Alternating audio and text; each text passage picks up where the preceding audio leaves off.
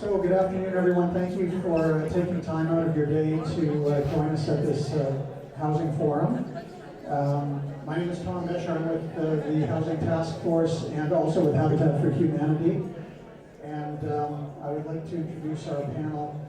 Our moderator today is Susan Wood. For over 30 years, Susan has worked with the nation's major broadcast networks, a variety of cable networks, and many not-for-profits, as well as several not-for-profit companies throughout Canada.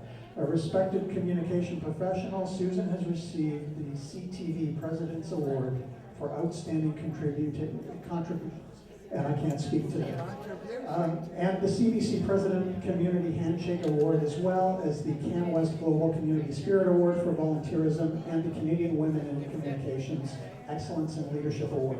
Currently, Susan is a member of the Comox Valley Community Foundation and Economic Development Society's Destination Marketing Advisory Committee. With her today, we have, seated next to her, is Danna Locke from the BC Housing, Director of Regional Development. Danna has worked with BC Housing for more than 25 years and has extensive experience working with nonprofit societies, local communities, health authorities, and municipal governments to deliver affordable housing. John Horn, seated next to Danna, has been social planner for the City of Nanaimo for 7 years. Prior to this post, he chaired Nanaimo's Working Group on Homelessness, a multi-sectorial effort to end homelessness in Nanaimo. John is currently leading the implementation of the City of Nanaimo's Response to Homelessness Action Plan, with approximately 160 units of supported housing completed, under construction, or in the pre-development phase. John's history also includes having been a social planner for the City of Dublin, focusing on the revitalization of urban neighborhoods. He's a registered professional planner and a member of the Canadian Institute of Planners. Next to John is Kevin. Kevin Albers is a CGA CAFM and holds a certificate in project management. Kevin is the CEO of McCulloch Group of Societies, which manages over 1,500 affordable housing units throughout BC, including over 200 units in the Comox Valley. McCulloch provides full scope of housing development services and is currently developing constructing over 100 units in Nanaimo, Sooke, Langford, and through strategic partnerships with municipality service providers and community agencies. And last but not least, Pam Willis has initiated 4 innovative housing projects during her time as executive director of the Women's Resource Center or Resource Society of the Fraser Valley. 3 were classified as second stage housing projects, and 1 was a housing first project. All were successful, and Pam joins the panel to share strategies that turn community concerns about social housing initiatives into community engagement and support. So with that, please welcome our panel 4, and Susan, take it away. Thank you very much, Tom.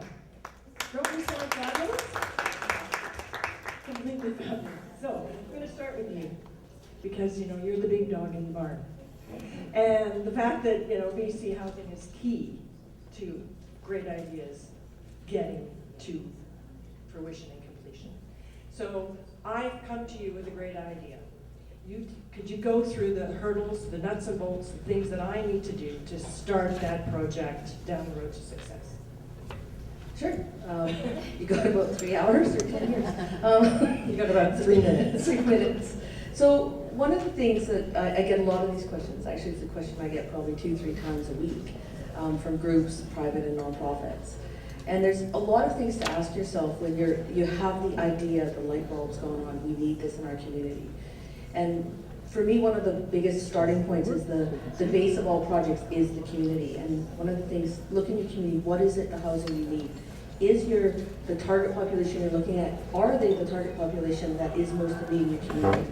Connect with other providers in your community, speak to each other, engage each other, and ensure that you're supporting each other in your goals. If one group's doing seniors and one's doing second stage housing for women, there's no reason you can't know each other and what you're doing so you can support each other as you go forward. One of the first things I'll suggest is, if one, need and demand study to do that study.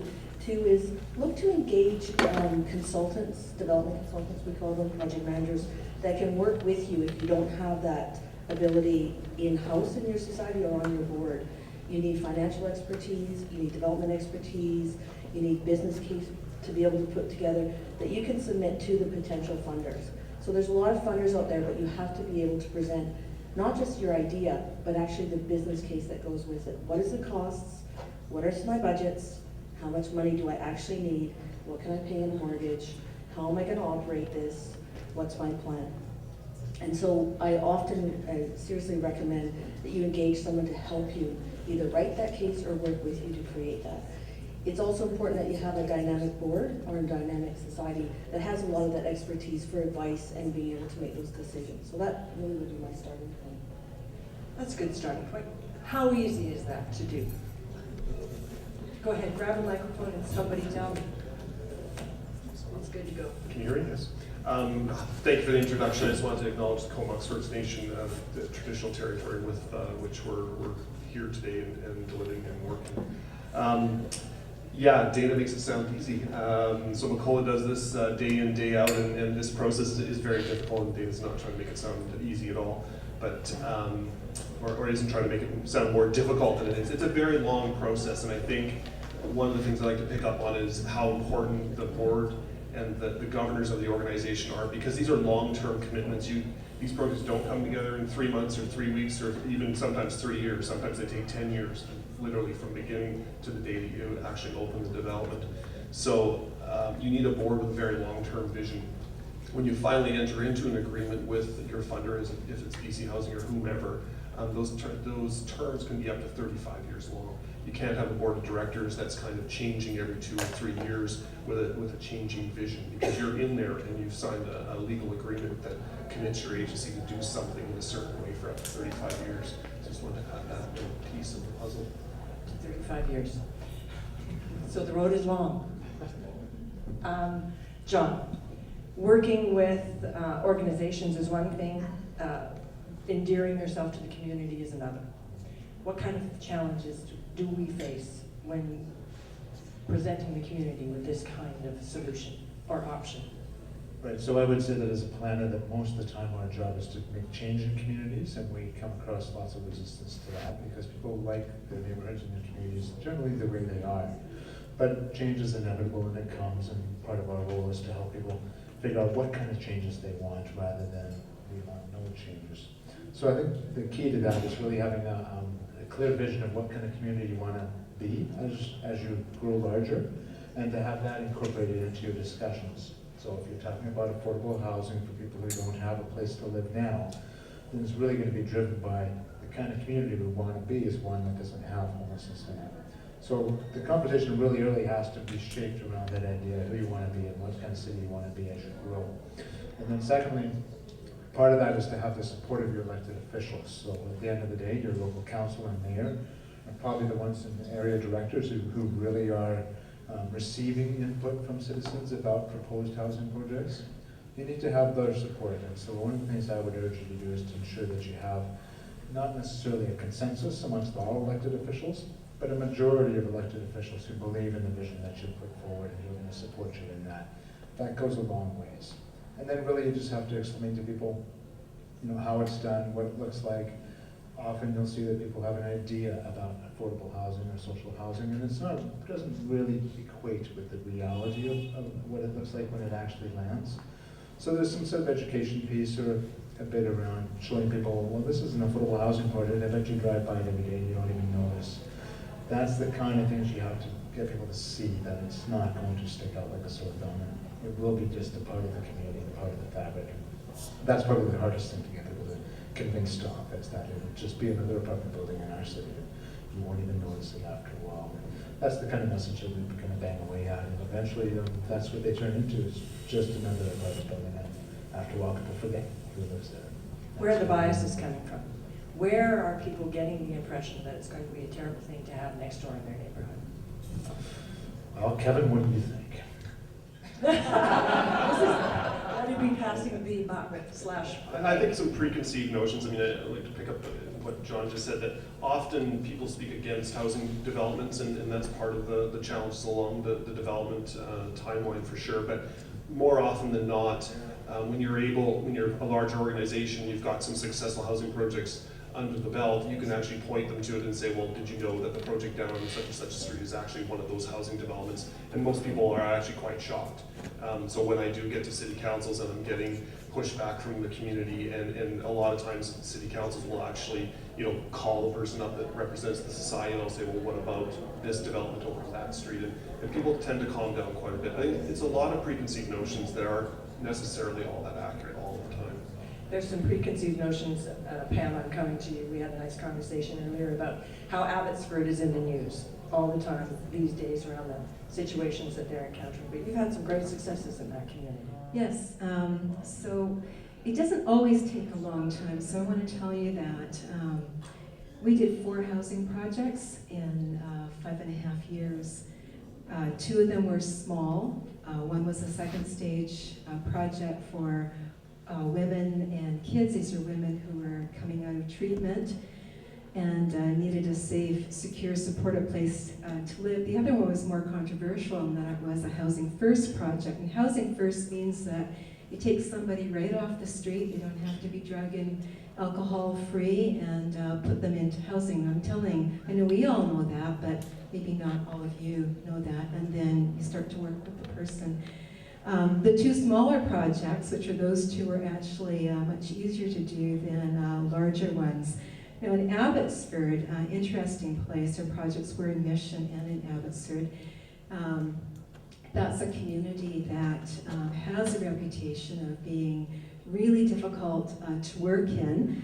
And what we did there is that we figured out how to work together, and it wasn't even all that hard actually.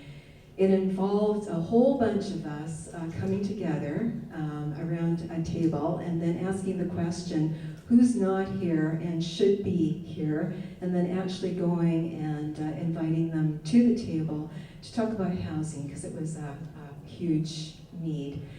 And there was recognition around the table that this was a very diverse group and that we were not going to agree, and often we didn't agree.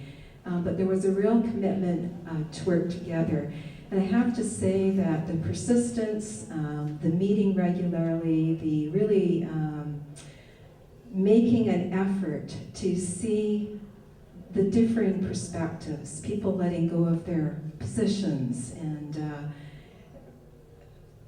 having that dialogue, getting to know each other, getting to respect what we did, helped us to move not just our projects, but other projects forward. I have to say that Abbotsford still has, at this point in time, an anti-harm reduction bylaw. It's written right into the city rules.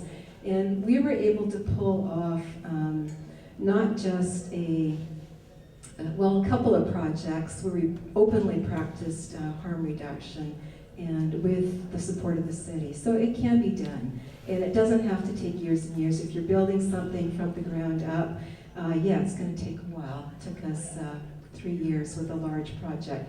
But it can happen quite quickly, actually. So we were chatting before, and I asked you each, what does it take to get to a yes? And John, you had a very good answer, which I'd like you to share. Well, I guess our experience in Nanaimo is that we don't always get to yes right away. So we put up a project, and the neighbors say, well, we'd rather you put that somewhere else. And we say, well, this is the place, and on we go. What we discover, though, eventually is that once the project's up and it's finished and it's inhabited by residents for a while, then you get yes. So sometimes you don't get the yes before it comes because they don't know what it's going to look like and feel like and taste like in the neighborhood. But once it's up and it's established and it's running, we go back and we say, what do you think? Should we put this kind of housing there? And they say, yeah, this is, it's fun. So the getting to yes means you have to have a lot of patience, and you have to wait sometimes to get a yes from people. Getting yes otherwise, though, is really just a matter of making the case that there is really a good economic argument for housing people, and there's a good social argument, and there's a humanistic argument. So there's lots of reasons why you want to provide housing for folks, and getting to yes is really being able to tell that person the reason that fits for them. So when I talk to the business community in my town, I talk about the economics of homelessness. And when I talk to the churches, I talk about the ethics of homelessness. And so tailoring the message so that the person can hear it is really important, I discovered. So I would suggest that if you have constituencies that you're trying to convince, politicians need to hear one set of reasons, business people need to hear another, the church is another, the next door neighbor another. So you really have to tailor your discussions to what they need to hear about housing and how it fits for them. So that would be my other suggestion. Yeah, all of that I agree with, and I think there's some other things. It's so important that the politics in the community are squeaky clean. And one shouldn't underestimate, I mean, Abbotsford got itself into a little bit of trouble with a couple of projects because they weren't forthright with sharing the information with the public. So if you don't have information, you know, what do? We fill in the blanks. What we do, we start to have conversations, we start to imagine worst case scenarios, and then you've got a real problem on your hands. What we did with the largest project we built, which was 41 units, capable of housing about 85 or 86 people, so 4 levels, is there was a lot of opposition because there was a sense of there goes the neighborhood. And this location was particularly tricky because there was a recreation center behind it, a junior level school to one side, a daycare to one side, a seniors housing project to one side, and a senior high school not too far away. So there was a lot of concern. What we did, sometimes it's like some work. We went door to door. We went door to door. We talked to all the neighbors. I told them what we were going to do, who we were, who these people were going to be. And I gave out my cell numbers so that people could call me. You might think that I would have been inundated with lots of calls. I wasn't. I had about 4. Went to the PAC meetings, went to talk to the parents at the preschool, talked to the seniors, talked to the people at the recreation center, had a couple of open houses where people could come and just express mostly their discontent. And what I did with my team before those public meetings was we agreed that we would not be defensive in any way. Everybody just wants to be heard when they've got concerns, and that's so important. If you start defending your project, don't you find this? You start defending, you start, that kind of a conversation, which really shuts down the conversation, then you've got a problem. If people are heard, often their anxiety level goes way down, and you start to have some partners and some collaborators. So our project very quickly went from, no, not in our neighborhood, no way, to, well, this is kind of interesting, and we kept the dialogue going throughout the whole construction phase. Congratulations, well done. Kevin, can we talk a little bit about business, the business of solutions for homelessness and affordable housing? How can we engage the business community? How does it look like good business? How do we make that case? I can't say I've been successful in engaging the business community yet. We keep trying those. We have efforts in those directions. We haven't really materialized anything there. I think that we're quite successful in getting nonprofits to work together. I know Henry Campbell had mentioned a project that Nicole just broke the ground on in Souk, and it's a partnership between 2 nonprofits, ourselves and Society of St. Vincent de Paul. So I think there's ways to bolster a business case by putting together strategic partnerships. I like to think of partnerships that work on the ones that are mutually beneficial, where there's something in it for both partner. And that's really what we did in Souk. So I think the business case is extremely important. Dana mentioned is one of the things you need to have in place. And the business case is becoming more and more difficult as we navigate and go down the path of development when the economy is the way that it is. And unfortunately, the levels of government that we typically look to for financial support in different ways aren't able to provide those kinds of supports that they once did. So the business case, it becomes more and more difficult to prove out and to be able to get the support you need financially from whatever level of government you're looking to. John, you'd mentioned that. What's your pitch to business? When you go talk to the businesses in the neighborhood, what is it that you tell them that convinces them that this is a good idea? Well, there's two things we talk about. One is our downtown, because as everyone knows, typically a downtown core is where you're going to have a congregation of homeless people. And the business community in our downtown for many years have been saying this is affecting our business because people won't come down anymore and people are scared to come downtown. We need to be helped because our businesses are suffering. So there's a really easy case to be made when you're a downtown merchant, and the impact of homelessness is in your face and very evident in your till take at the end of the day.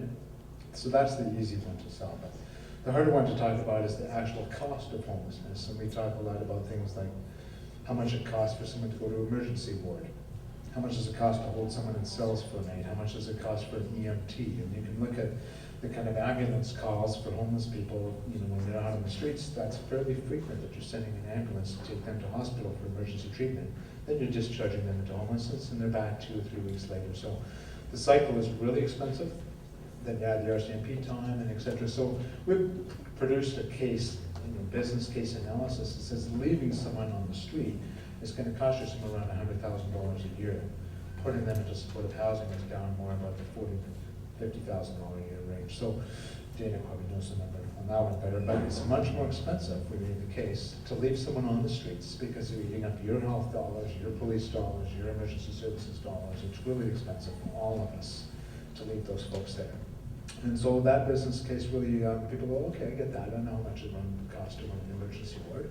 It's a lot cheaper to run an apartment building. So it makes sense to folks. And that's really what we have to weigh out is the hidden cost that we're all paying to service folks who just don't have anywhere to live. And it's really quite expensive. So that's how we've done. Well done. Dana, let's talk a little bit about what the criteria is for government with of course, the challenges that all government agencies are facing these days. When a really good idea or not a good idea, or you've got 6 good ideas, what do you look at first? What's your primary interest in when looking at a project? Great question. So we have a range of housing needs, right, from homeless shelters, and our menu goes right up to affordable home ownership. So we see projects across our desk and those various ranges. We know that what we call on this one side of the spectrum, the homeless shelters and transitional housing, need a lot more government funding to make them work. They just can't work from the rents that are received.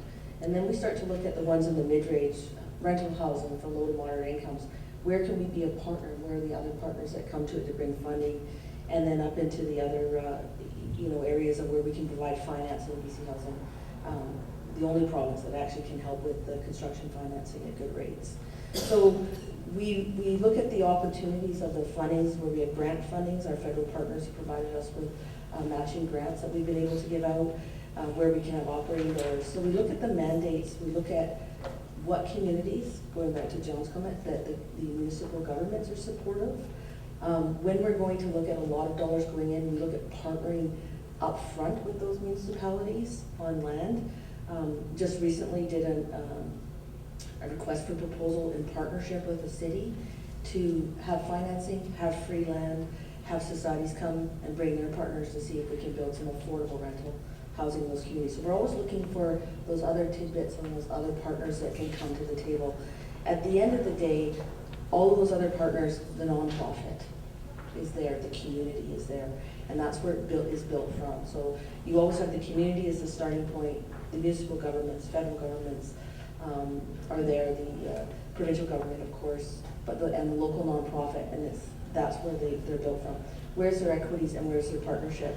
I've seen a project, 6 units, have 3 societies and 10 funding partners. And it is worth it to get those 6 units in that community. And everyone came together. That was a project that was done in less than a year because of them coming together, creating their business case and knowing what they needed and who they could get together with and have those partnerships. So we don't have a form to fill out to get money because the ideas come from your community. The uniqueness of the partners you can engage, some industry towns, maybe access funding through the industries, some businesses, as John talked about, they buy in. We have in the north, workforce housing is the biggest issue. People just can't afford to rent. They've got full-time jobs, making a lot of money. So how do you partner with those businesses to build the workforce housing? So it's very unique to the community. Our participation, not lots of dollars right now. I mean, let's be honest. So we're looking at what are those projects where we can have our dollars spread as far as possible and serve the needs of those communities that come to us. And as organizations who have to write that criteria, how successful have you been? How challenging is it to work with those funding agencies? Sure. Well, two of our projects were with BC Housing. I personally found BC Housing very supportive, great to work with. The large project was a lot of work. It was a lot of work to put together the expression of interest. That was just the beginning. With another BC Housing project, we actually convinced them to buy a house for us, which they did, and a number of women within BC Housing stepped forward to make that happen because they really, really believed in the cause, and it was housing very high-risk women. So this was the Housing First project, taking women off the street, putting them into shelter, which is a starting point. None of us do very well at anything in life if we don't have safe, secure housing. Engaging the community. People who know me have heard me say this before. You make best friends with absolutely everyone. That's what you do. You get your government officials, you get your service clubs, you get your faith-based groups, you get private citizens, you get business, you get everybody around the table working together.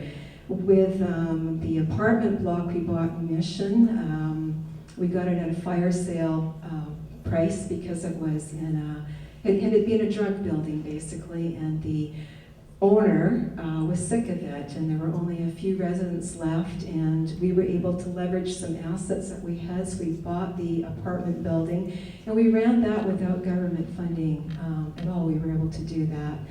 The same with the house that BC Housing purchased. The agreement was that we'd rent it ourselves, and we did. So it can be, they're all a lot of work. I'm not minimizing the amount of work. It's a lot of work. It takes courage, and I think that that cities, municipalities, really have to have the courage to say yes and just go and do it. Just do it for darn sakes, and don't get caught in silly politics and turf issues and whose needs are more important than someone else's. I would share Pam's opinion about BC Housing especially. Can't say enough about BC Housing, the staff there, that they're always trying to come up with how to get to yes. And that's really what we do as housing developers and housing managers. We're always trying to figure out how to get to yes. And in Pam's comment again, no projects ever work if you don't get all the partners pushing in the same direction. The municipality is such a key partner. As much as BC Housing can bring to the table, if the municipality is not supportive, that project will never succeed. I don't care who's pushing the agenda. And so if you see where the successes are, you see it in municipalities where there's solid support for this kind of a solution in your neighborhood. So that's where we've been successful. And you start to learn pretty quickly which municipalities they are and which they're not. And you put your limited amount of resources and efforts towards the project that you think you're going to get success in. I'm happy to go anywhere the municipality has open doors and says, let's work together to come up with a solution to the problem in your community. I'm all over that. I'll do it all day long, but I'm not going to go butt heads up against a municipal government that is not interested in working together. And BC Housing is there to support the agency because they see that there's that willingness to work together. You mean they're not all as wonderful as BC Housing? Some challenges along the way. Funders-wise? Yeah. So, who's in the audience? Be careful of my audience. In about 1 minute, I'm going to come down and we're going to take your questions from the floor. But I'd like to hear from each of you what success looks like for you, your organizations, personally, in embracing the challenges that come with this seems to be a growing issue. Pam, can you start? Sure. Well, success is having the doors open, and in our case, the women and the kids housed. That's what success looked like. Success looks like having lots of community support, multiple partners working together well. That's also what success looks like. I think success is when you hand the keys to the family that moves in on day one and they see what it's like to have safe, secure, affordable housing. I think success is also the day that the community member that was originally really against what it is you were proposing comes and actually says, yes, it's actually what you guys said it was going to be, and what a great solution the community. Yes is also when you drive by an affordable housing development and it doesn't look like any other it doesn't look any different than any other development, and the majority of them look that way. I guess from the municipality's point of view, the success is a building full of people and the neighborhood doesn't even notice. That's success for us. So for me, lots of successes, but one example would be in a local community, finding out that the business case is not working as well because we have so much affordable rental housing that the need has dropped so much and all rents have come down. And that's, we're starting to see that in a few places. Thank you. So now it's your turn. Before I take the first question from the floor, these lovely cards on the chair are for your thoughts, your questions, your takeaways, your important impressions that you've had from this session or from the entire forum. And you can leave them at the door on the way out. Who's my first question? Hi, Star. I'm going to ask you to stand so we can all look at you. I would love success at Courtney. And what I'm struck with right now is we have purchased a piece of property, and there's so many well-meaning groups in the city of Courtney, the Women's Transition, Dawn to Dawn, Salvation Army, I mean, I could go on and on. Who do you choose? How do we identify as a council how to move forward from here? I think you take care of the women and the kids first, and I'll tell you why. No, there's some rationale behind this. It's because kids who witness violence in the home are so at risk, and we need to make sure that those kids have a safe place to live. Where we need to make sure that the moms who are the single parents have a safe, affordable place to live that's supported. Healing is a long journey. Healing from violence is a very long journey. And even with BC Housing, with their at-risk of homelessness plan, you know, the women and kids are right at the top of that list, and I think they need to stay at the top of that list. You do one project like that, you know, it opens up the door for all kinds of other projects. And I want to say, you do one successful project in a community, success begets success. Pretty soon there's another group, you know, and then there's another group, and you're all helping each other. But we must take care of the women and kids first. The United Nations agrees with me on that one too. Oh, sure, throw up the United Nations. I'll disagree with the United Nations and yourself. That's a lot to disagree with, but in Nanaimo what we decided was we wanted to take care of the people who were chronically homeless. We decided the triage methodology, which is the sickest people in our city, were the people who were long-term in our streets. And we felt if we tackled that group, the people who were entrenched in homelessness for years and years and years, that was the group we wanted to help the most. And we said, that's who we're going to house first. And we think that's going to have a big ripple effect in terms of other people who are homeless in our community, and we think it's going to have a substantial outcome. So that's who we are targeted, the entrenched long-term homeless. The other thing I heard Pam say is you just got to pick one. You just got to do it. Just take your first step, decide. There's lots, there'll never be not another project. Oh, wow, sad. So I've got one question over here. Did you want to say something? I just want to say I don't disagree with him or anything, but I think any housing solution along the housing continuum is a great solution because it provides the opportunity for people to move further up the housing continuum. And so that's what we're all about. We're trying to find solutions along the entire continuum, so I'm behind any of them. I'm going to stick with my position here because I'm really stuck on it. And I want to say that, you know, the province of BC, do you remember when all kinds of funding was cut for social services a few years back? Do you know what wasn't cut in the province? The transition houses. Do you know why they weren't cut? Because government was wise enough to know that if funding was cut to the transition house sector, that women would die basically. That the family violence rates would soar. That's a sector that was not touched. In fact, in some places more money was put into it. Now those are transition houses, and women and kids can stay for up to 30 days. After that, they're kind of on their own. Where did they go? That's why we need second stage transitional housing. That's why you need to make it your priority here. Thanks, Doug Hillian, City of Courtney. My question and comment is similar to what Star raised, and I think that our community is desperate for a win. And I don't actually think your comments about how do you choose, who do you choose, illustrates the dilemma. But I actually think that if we get one win, if we get a project off the ground, that we'll get other projects to follow. And I totally agree with you that success will beget success. And I want to know if I'm dreaming in Technicolor, or if you with the funding will in fact support that, because that is a fear that has been expressed, that if we fund one organization or one particular project, everybody else is going to be left in the lurch for years because there's so little money. I believe otherwise, and I'd like to be confirmed correct in that. Certainly. I agree with the success means more success and more housing.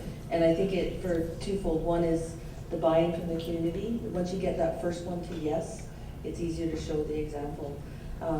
The second is when you have the community support, and Kevin's quite right, at the municipal level, that you're willing to do housing for your seniors and for your women and children and for your transition house and for your straight from the street homeless that require harm reduction models, that you see all of the entire continuum as a need. You have to fill the whole continuum. The decision, I appreciate the decision. This is not a question that is unique to Courtney. If we have a site, how do we choose?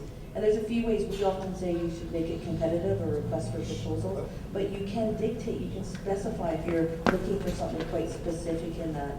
BC Housing involved with a lot of municipalities when we have the big funding program, and we targeted, and this is what we did in Nanaimo, very specific targets of populations with the dollars.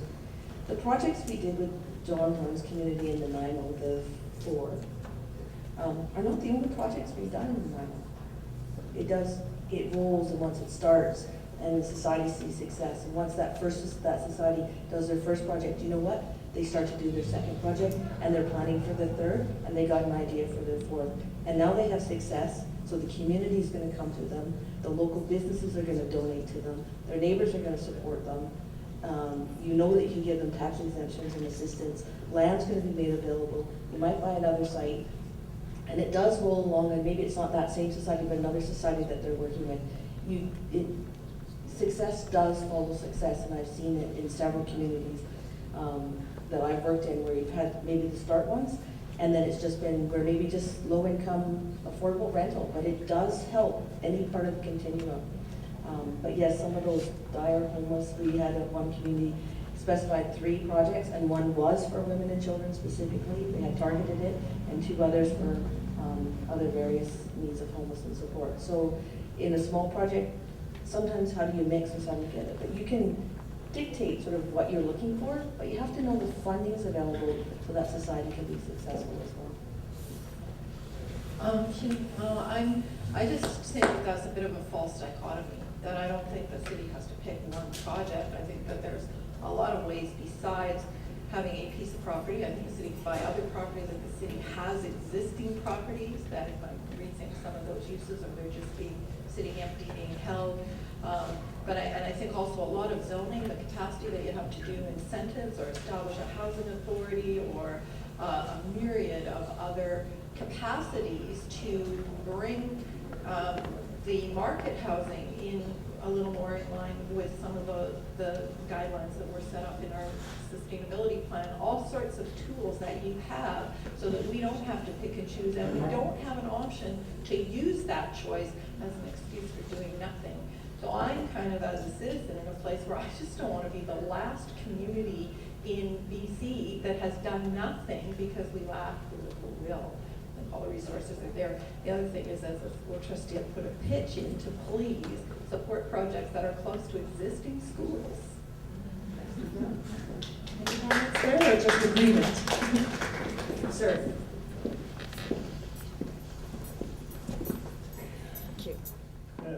Kevin, you talked at the start in your opening that around boards that they needed long-term visions because some of the projects took quite a long to get going.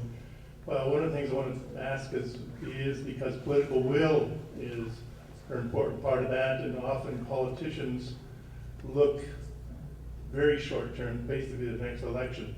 So short of getting rid of elections, which I don't think we should do, how do we get politicians to take a longer-term vision of the housing solution? Typically, the kinds of funding programs that us housing societies would chase after sort of have a term or a number of units they'd like to see built. So you get into the hopper, so to speak, and you get the project committed.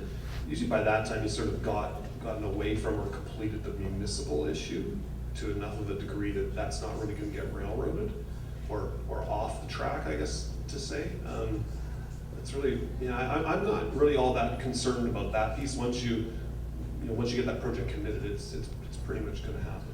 I was meaning a broader thing to the housing thing in society, not just one project. Well, I would just add that when we started our process for developing housing for the homeless in Nanaimo, we started in 2007. We reached an agreement with the provincial government in 2008. It's now 2013, and we're on our third building. We have 2 more to go. So I've gone through 3 councils, working with 3 separate councils and 2 different mayors to get to the stage where we're only halfway through the build out. And it'll be another council before we've completed that process. So in all, we've gone through 4 councils, and there's some changes, of course, each time council rolls over. But the commitment has stayed the same. It's just carried from council to council. So I'd say that I wouldn't worry too much about that, that you can continue the work even though elected officials changed. We've gone through 3 or 4, and yet the program is there, and we're stuck to it, and we'll continue to stick to it regardless of the political changes. So it can work. And once you've done something that's successful, everybody wants to support it. They all want to be a part of it. So that works too. Everybody loves a ribbon cutting. When it's not successful, no one wants to even acknowledge it. Sir, we'll just take our question over here. Hi, Sarah Sullivan from Aids Vancouver Island. I just want to make a comment and then ask a question. I think I'm glad I'm not in your shoes, Star and Doug, of having to make a decision about that Braidwood site.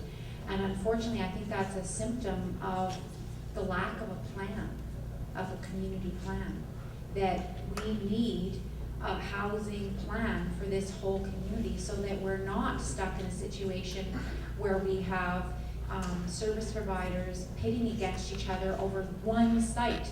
It's really creating a toxic environment and putting politicians in a very difficult situation because there is such a huge need in this community that we know. We've had study after study after study that have said we have a problem here. So I'm wondering from the panel members whether you felt that having a community plan was a benefit to you achieving the successes that you have mentioned, and if you can give us some feedback as a community. Thank you. So as a planner, of course I have a plan, right? So we have a community plan, and we really worked on that continuum of housing. So we started with emergency shelters, and we looked right up to affordable home ownership, so and everything in between. And then we articulated really clearly what was the demand in each one of those segments. And we have a demand for emergency shelters, we had to increase that. We have a demand for transitional housing, which really suits some people. They only need 3 to 6 months to get back on their feet. And then we have a plan for longer term people who are possibly never ever going to live independently fully. So we knew that we had to fill all those gaps. And again, we started with who's under the most stress, who's in the most distress. People sleeping outdoors, emergency shelters where we start. Getting people out of homelessness and not having them come back, that's important too, so transitional housing. When we had those two pieces in place, we saw that there was a group of people using our shelters who were coming back every year after year after year, frequent flyers, so to speak.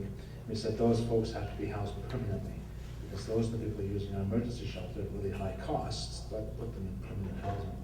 So our plan really, of course, it covered everything from A to Z. We were very strategic about thinking about who is sleeping outdoors and who is under the most stress. We'll help them first, and we'll move up the line until we get to those people who are just kind of annoyed because they're paying too much rent. But we start with people who are genuinely suffering and in distress, in medical or physical distress, and work our way up. And it's not the only methodology, but in our community, we were able to make the case that let's start with the people who are in the worst place, and we'll work our way up to the people who are just sort of inconvenienced by high rents, and we'll just fill all the gaps in between. So. I have one more question over here. There you go. Hi. I really liked what you had to say about full disclosure and also about involving the community. I'm a resident actually on Braidwood, and I certainly can't speak for everyone, but as a community member, I feel that there's been a need for helping homelessness in this valley for sure. But I'm just wondering how you were successful in your community in that. Did you involve the residents surrounding the proposed site?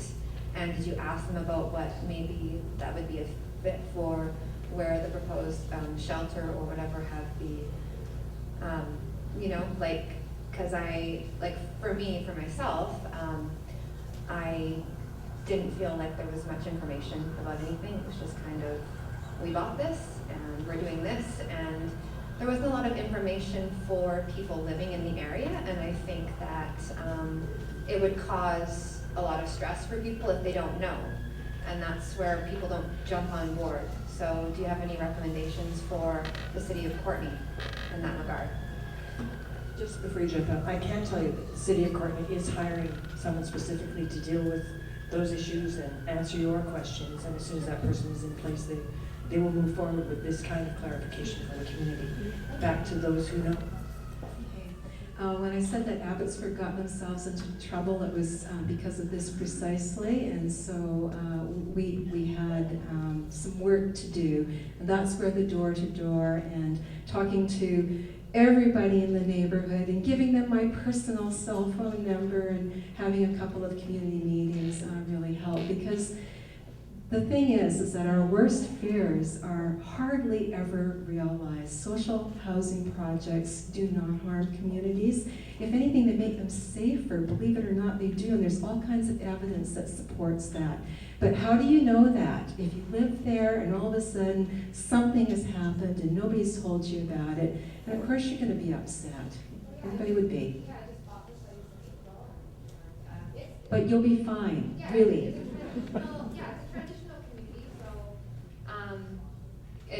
I bought it knowing like there was all sorts of different housing around, but I'm a first-time home buyer, and so all I hear is, oh my gosh, is this in the paper?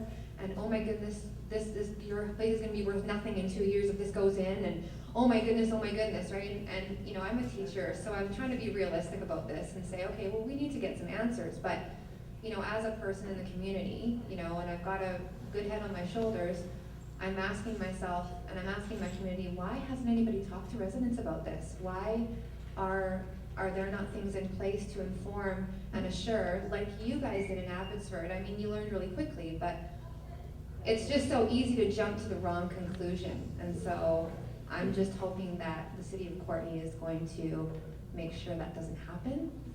In Nanaimo, we had a similar dynamic, but for the city, when they identify a site, and the first question is who's going to live there, we don't know, because we don't have a society yet. Well, who's going to run this thing? We don't know. And it's really hard to come out early to a neighborhood and say, we're going to put a project here, but we don't know who's going to run it or who's going to live there or anything. And then there's all these empty spaces that they fill in with their horrible, their worst nightmares. And you're like, well, it's probably not going to be like that, but we really don't know. So the difficulty for the city of Courtenay is to be able to answer with clarity questions because they're so early in the process. if you wanted all the answers, you'd have to wait till it was almost finished. Then they could tell you who's gonna live there, and who's gonna run it, and what's it gonna look like. So it is a tough place, and we found that in Nanaimo, that we would tell people there's going to be supportive housing, but they wanted to know all sorts of granular details. We didn't have those, and all we could say is, we don't know. Then it would be like, oh, well, you people really don't know what you're doing, because you don't know who's gonna, well, we don't know, because it hasn't been, so it is a tough place to be. And there's just a moment in time when you start a project that really there's not a lot of knowns, and they become clearer as the project becomes closer to completion. So I would just say to you that everyone's working on that, and what we try to do is take input during that phase. What would you like to look like? Who do you think should live there? So who do you think should operate it?